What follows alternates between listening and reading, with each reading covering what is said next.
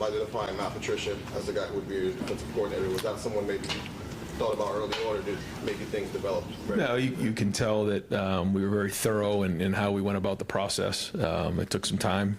One of the things that people ask me all the time, like, what are the biggest learning lessons every year that you learn as a head coach? And one of them is to make sure that you're thorough in the your hiring process, that you bring in the right fit. And I felt like Matt was that guy for a lot of reasons. I think the first one is his experience. Coaching 19 years in the NFL. He's coached in 6 Super Bowls, has 3 Super Bowl rings. It was important. So the experience speaks for itself. I think he's one of the best minds in the game. But also, pairing him with Tim Walton as a co-coordinator, pairing him with Larry Johnson, Matt Guerrieri, James Laurinaitis, that was important to have continuity. When you interview certain coordinators, they have an idea of what they want to do. They want to come in and run their style of defense. They want to, bring in their own guys. So that was the first thing. The second thing, and so part of that was having somebody that was willing to work with the guys that were in the room. That was very important. And I just want to make sure that I, really praise the guys in that room. And having Tim Walton as a co-coordinator there is a huge part of our defense, and he was this year, and so was Matt, and so was Larry, and all those guys. But I think Matt and Tim working together as the coordinators is going to be critical. I think that we need to continually look at how we have to evolve with our defense. And Matt brings a different approach to the game in terms of he's run different styles of fronts in the past. He's been multiple in what he's done. And I think when you look at his defenses, they've always utilized their players. And I think we've talked about that a lot, especially on offense. How do we put our players in the best position to be successful? I also, studied how Nick Saban went on his run, and he brought in different offensive coordinators. You think about that run. It was Lane Kiffin, it was Sarkisian, it was Daboll, it was Mike Loxley, it was Bill O'Brien. A lot of different coaches, but they kept a lot of the defense intact, and we want to make sure that our identity of what we do on defense stays intact as we have movement on our staff. So, all those things led me down this road of Matt, who even in a short period of time, has already worked hard on building relationships with the staff, with the players, and his experience is going to have credibility the minute he walks in that room of the guys that he's coached, the teams, and his experience on the field. And now that we're playing in a longer season, understanding how that goes and playing in the playoffs, I think all those were reasons that we ended up with Matt. Over to the right, Don Taveri, WBNS. Coach, as you look at what you have to get done this spring, what are maybe the top 3 things you need to get done that you're most concerned about this spring? Well, I feel like we just got done with the season, which is because we did, and we finished on January 20th. We had that week there to celebrate, and then we were kind of right back into it, and we had our first mat drill, about 10 days ago, had a second one today. We're going to go on spring break. We're starting a week later than we normally would. We're also going to do spring practice in 4 weeks as opposed to 5 weeks. So I think as you look at our team, there's a group of guys that have played a lot of football. And those guys who have played a lot of football coming off of last year are, especially in the first half of spring and maybe 3/4 of the spring, are going to be treated a little bit differently than some of the other guys. That's kind of one group. The next group are the guys that have played a lot of football but are now in a different role, that nearly need to step up and become starters. And then you have guys that just got here that need a ton of football. So this is going to be a different style of spring. We're still looking at the format of the spring game / showcase, but we're going to try to play as much football as we can that day. But we're also going to be smart, because we know with 16 games, what can happen is you can play a 16-game season.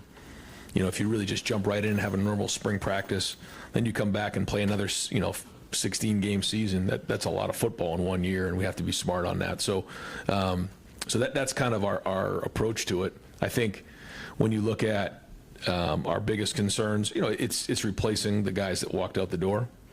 We can go through each position group if we want, and I'm willing to do that. But obviously, that's the biggest key, is replacing those guys. And obviously, the guys who are returning, they're in a different situation. But we certainly have holes that we need to fill.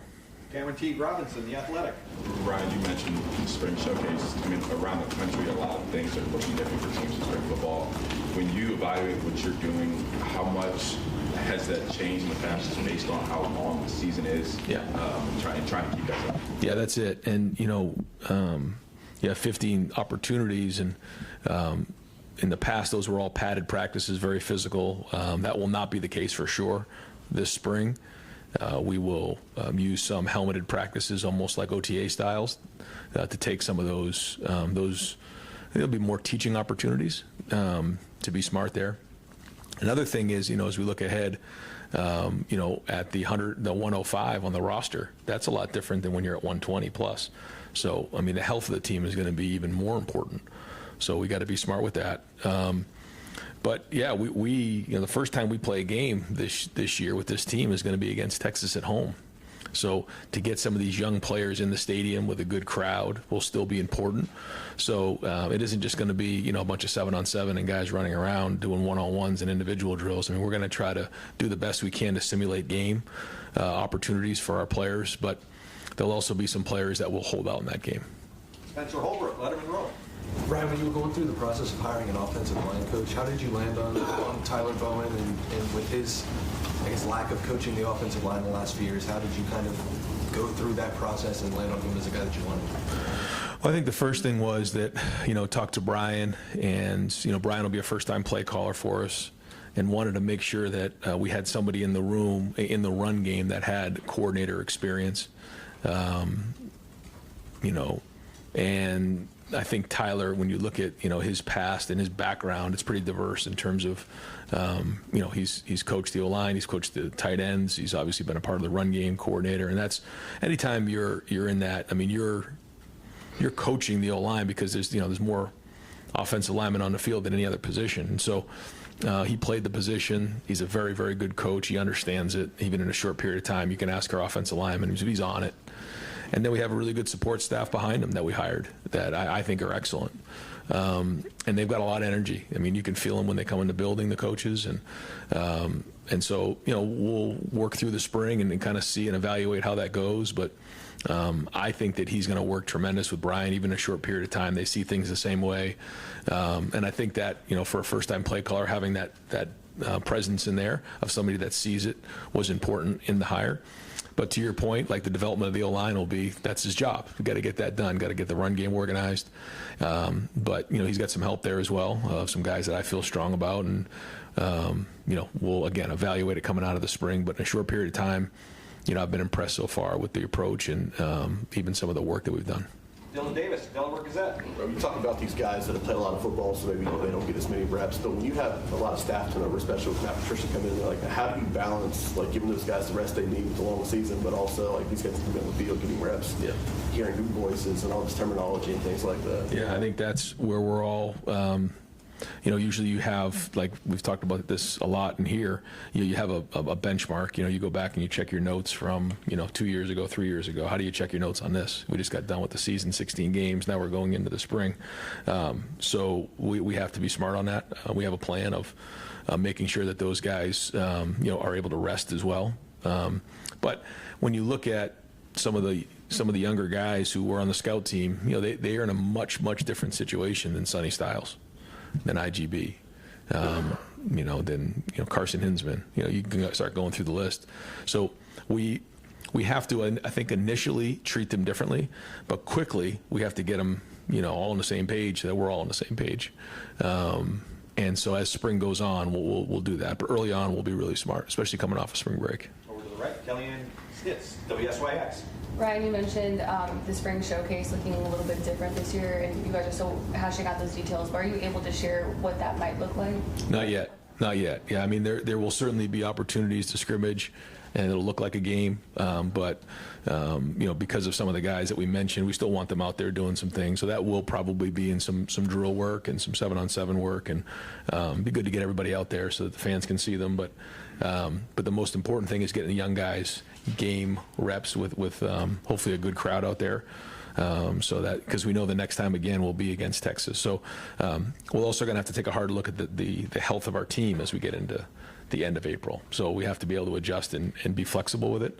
But again, that's the goal, was to get these guys as many reps as we can in the stadium. Noah Weisskopf, the Lantern. Ryan, now that you had that week after the national championship to sort of reflect and sit back, what do you think the biggest thing is that you learned about yourself during that entire playoff run? Just to trust the process, yeah, and just keep pushing and sometimes, and we all know this, it's easy to say, it's a little bit different to do, is you just, again, trust the process and make the adjustments and keep pushing forward. We always say, ignore the noise, whether it's good or bad, because criticism and praise are all the same. You just have to, focus on what you're focused on, and all the work and decisions that are made during the beginning of the season. We have to adjust and tweak them, but at the same time, we also have to believe in what we believe in our philosophy. And I think it's also, making sure that you're recruiting the right people, that, when you do have a tough moment, everyone's able to stick together and not go in different directions and fray. I think those are all learning lessons. Dave Biddle, 24/7 Sports. Ryan, as you enter spring ball, is there a position group or groups that you're concerned about depth-wise? And might you guys add more from the portal? I know you've already done a good job in the portal, but... One of the things for us that was tricky was, the portal was open before our season, and open and closed before our season was over. And that's something that we got to take a hard look at with rules. And people will say, well, you guys just won the national championship. What are you complaining about? Well, it matters for this year's team. And so that was a major challenge for us. As you can imagine, if you are trying to add somebody in the portal, but you're still trying to finish your season out, how that can affect your current roster. So, and then the second part of that is, we get done with the season, and Notre Dame and Ohio State are the only two teams with guys in the portal for that 5-day window, and everybody else is closed, and it's open season on our players for 5 days. Like, we got to take a hard look at this to figure out what's right, and whether there's just one window in the spring portal once all that is flushed out. To me, it's either that or you move back the games. But again, we can talk about that at another date. So, we will obviously look in the portal based on how things come out of the spring. We'll look at that. Because we have to fill out our roster too. There's some positions that we're not at capacity right now. So depth. Let's see. On defense, I would say right now D-line is probably of the biggest concern, just in terms of replacing those 4 guys, and then also losing Hero. So that's five guys right there that we have to replace. I think that we have some good guys and good options there, but that'll be a focus. On offense, O-line is always something that we need to take a look at and see how some of those new guys fit in and how it all comes together. And then losing Quinshawn and Trey at running back, James, and now we have CJ and some of the younger guys that, now they have to carry the water. So that's going to be, big, and obviously the quarterback would be the big, the big focus. So I think when you look at it on offense, it's really just, replacing Will, replacing Trevion and Quinshawn, and then how the offensive line comes together. And then again on defense, it's, losing those 5 guys, and seeing who's going to step up in those areas. Yep. No, sir. Dan Hope, 11 Warriors. Follow up on Matt Patricia, obviously. You mentioned he's done a lot of different things schematically in his time. What makes you confident that what he did, in the NFL will translate to the collegiate level? I think a lot of things that are going on, there's a trickle up and a trickle down effect right now, and you're seeing a lot of that happening. You're seeing a lot of guys transition, I think now more than in the past. You guys, probably focus on it a little bit more than me, but, of what's going on in the NFL and what's going on in college, you're seeing a lot of carryover there. And I think with the playoff system in place, you're seeing that. You're seeing the coach-to-player communication. You're seeing huddling more. The hash marks are different, and there's certain rules that are different, but there's a lot of similarities now. So I think it's going to carry over well. You see quarterbacks who run and who are mobile in the NFL nowadays. So there's a lot more simulators now than in the past. And, being in the league for just a couple years, the transition isn't as crazy as maybe it had been in the past. Jeremy Birmingham, the podcast. Ryan, with your offensive staff being pretty young, I mean, you're almost 10 years older than everybody on the staff except for Coach Lackman, I think. How did that decision when Chip left, did that impact your decision with the defensive coordinator hire? Was there a thought that maybe you needed to go get somebody who was more of the head coach of the defense style based on the fact that you may have to spend more time with the offense than you did last year? Yes, I think that you need to have balance when you're looking at your entire staff, and you try to do that the best you can. And I believe very strongly that Brian's going to do a great job as an offensive coordinator. I think he's really grown in a lot of areas. I give him a lot of credit for, he was named coordinator a couple years ago. I still called the plays. Then we brought in Chip and his attitude of like, I'm just going to learn from Chip in a big way. And then some of the work that he did, Keenan did, and Billy did down the stretch in some of the pass game. And I think he's got, a really good handle now on protections and even in the run game. Like, he's ready to call it now. But still going to be involved, still going to, just like I was last year, still going to kind of make sure that, we're all on the same page. Having Tyler there was important. But I think to your point, I'm still going to be involved with the offense, but I'm able to kind of bounce into the defense. But the more times that we have guys who are experienced and veteran, on that side of the ball, if I'm going to stay on offense, it certainly helps. And I think, taking the play calling away last year was really important. I want to continue to do that and surround myself with guys who, we can hire to do jobs, and I'm able to take a step back and take a little bit of a different role. I think it helped this season, and I'd like to, do that even more as we move forward. Rob Aller, Columbus Dispatch. Yeah, more on Matt. He clearly has credibility with his NFL, but I'm just curious in your discussions with him, interviews or whatever, why he decided to come back or come to college. He's not really been in college, Syracuse a little bit, but how much of that was not a concern but a discussion point? I mean, you've got recruiting, you've got a whole different culture. How did that play out, and what did he say that can kind of convince you that he really wants to be in the college game? I think you guys will get around Matt. You'll see his personality. You'll see the way he is. You'll just see, what type of family man he is, type of dad he is, type of husband he is. He did coach at Syracuse. He and Tim worked together there. But I grew up in New England, and I obviously saw the run that they went on there. And when you go on a run the way that they went on, you stay at a place for a long time. And, I don't know if that was, something that maybe even early on he thought he was going to be in the NFL for as long as he did. But when you're around a great organization that goes on the run that they went on, you end up at a place for a long period of time. And then, he's there for a while and then has an opportunity to become a head coach. Well, now, it's almost like a different mindset. It's maybe a little bit of a different chapter for him. Doesn't mean I'm sure he'll have an opportunity to go back to the NFL, but, I think it's Ohio State. I think he understands the culture. We spent a lot of time talking, and I think he sees the opportunity here, and he's excited about it. And I think it's a new chapter that he can absolutely come in here and make a difference, and I think that's what he wants to do. And I don't think the recruiting part is going to be very difficult at all, and you'll see it when you get around him. Joe Nugent, WCMH. Naturally, there'll be a new starting quarterback this year as you start that process to figure out who that'll be. Where are you with that? How much information do you feel like you have on the guys that are in the mix? They're young, and they're going to have to compete. And we need a quarterback to be tough. We need him to be a leader. I've said this before. They've had a great opportunity to watch Will, even Tavian, because he was a big part of, being around these guys last spring. I don't think he missed a spring practice. He would come during the season for all the games. He was with us for the last 2 weeks or the last two games. He was able to see what that looked like. Lincoln was with him every day. Julian was with him every day. So that's the standard of what the leadership should look like.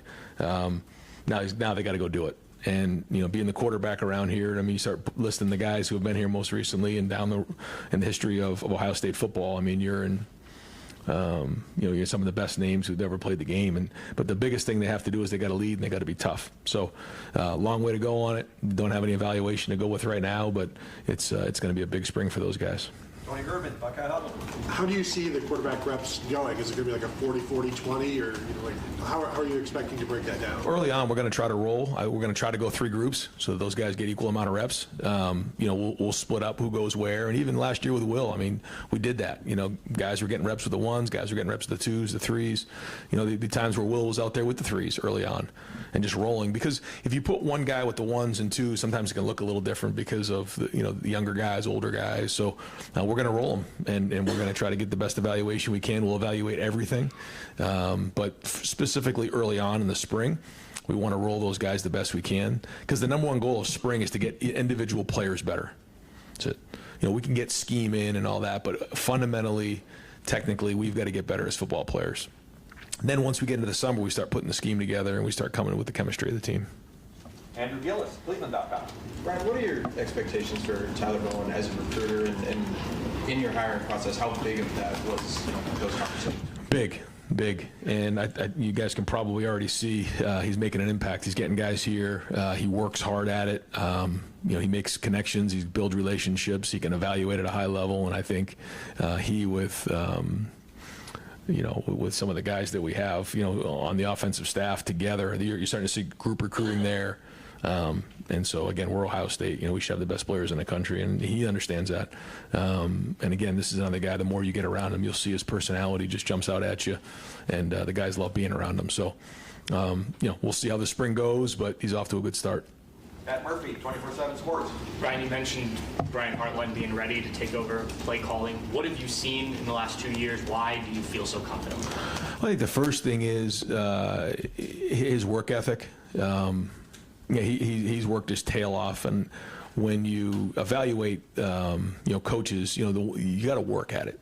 You got to be one of the first guys in the building. You got to be one of the last guys to leave. I mean, you got to grind on it. I think he's made the transition from being a player to a coach very well in a quick period of time. His recruiting speaks for itself, but to me, the work ethic has been excellent. The players relate to him. He has credibility. He's got confidence, but he's grown as a coach. He's handled situations well. He understands, when we're on the headset, I think that's one of the things, too, that people don't realize. Like, yeah, the play caller is the play caller, but, like, in between series, man, we need to get to this. We need to get to this. It's third down. We're going to get to this. He's been on the headset. I mean, he's there saying, we got to get to this. We got to do this. Like, sees things, makes adjustments in game. But it's going to be fun to watch him, manage a group of people now, because that's a big difference. You got all the coaches in there, and now you're the guy who's got the clicker. You got to make the adjustments. You got to challenge those coaches. You got to make the tough decisions on personnel and where we're going schematically. And I'm still going to be there, but I've really tried to let him go and run with this thing. And so I'm excited to see. When you look at Brian, when he's put his mind to something, he's got it done, and I believe he's going to get this one done too. Austin Ward, podcast. Right, it felt like Billy was a no-brainer promotion for you. What made that so easy? He really. I say this to a lot of the coaches. When you walk in the building, it's your job to bring value, and I think sometimes some coaches wait to do things. Billy jumped on it right away. He saw this as an opportunity, and he took it and ran. Because of the opportunity that these coaches have now to coach in the field, which they didn't have in the past, spend one-on-one time in meetings. He took that and ran, and with Chip being the offensive coordinator, he quickly, became the quarterback coach really last year. And the good thing for Billy is he was here before, so he knows how we want to coach things. He knows how we teach things. He understands the progressions. He sees it the way that we see it. So him walking in the building, that was he was a step ahead that way. He's very smart. He works really, really hard at it. He's got a really bright future in the game, and I think the guys in the room know him, and so it was easy. And for me, it was good because we see things the same way, and I believe that I can walk out of the room and what we want to get taught is going to get done. Now, there'll be another great evaluation this spring, but I saw it last year. I saw the work he did, and he's very, very talented. Joey Kaufman, Columbus Dispatch. Ryan, with the makeup of the offensive staff being as young as it is, there have been past years we've had somebody like Chip last year, Kevin Wilson. Just wondering what kind of impact you think having a much younger staff has. I think it comes down to experience, and now when you start looking at where Brian's now been here for a while, and you look at Tyler's coached a lot of football, and Locke, and even Keenan now is getting a little bit older. These guys now have more experience than they did in the past. And again, I'm still going to be there, but I think you ultimately evaluate it based on what you see. And these guys just won a national championship here, and a lot of coaches haven't done that, so they've seen it, they know it, and so I think that it comes down to your worth. It comes down to what you've done, and I got a chance to see it on a day-to-day basis, and I think these guys are excellent. Doug Maurice, Kings of the North. Ryan, in hiring Matt Patricia, he had a sexual assault indictment in his past that did not go to trial and was later dismissed. What was the discussion with Matt around that, and what kind of vetting process did Ohio State go through? Yeah. So, as you know, when we make these decisions, we spend a lot of time, in the interviewing process and getting to know people, and we always take everything into consideration. And that situation in particular, asked a lot of questions, vetted it. Ross Bjork was part of those conversations, and and feel really good about the hire. And our program, as you know, is got great values and standards of how we handle ourselves, which you get to see on a day-to-day basis, and that's not going to change. Bill Rabinowitz, Columbus Dispatch. Yeah, I know you are not going to name any kind of front runner for the quarterback job, but people have raved about the way Julian throws the ball. Seems to have all that ability. It seems to be kind of a low-key guy. How much do you want to see the fire in him? And that was one of Will's biggest qualities. Is that almost more the bigger challenge for him than the football stuff? I think all three of them, it's that way, for sure. Yeah, I mean, that being a leader and showing that toughness and showing that fire and showing that grit is, Will did a great job of that. So we're coming off the heels of that. So again, these guys got a chance to see that. But yeah, I agree with you. I think that's the biggest challenge, and Mick does a great job of really fostering that behavior, and forcing those guys in a leadership role, get them in front of the team and speak. You got to get going, and that takes reps. So the first few times it might be a little clunky, it may not be very good, but the more you do it, the more confidence you have, and the more you get to find your voice, and that'll be important for the quarterback, as you know here.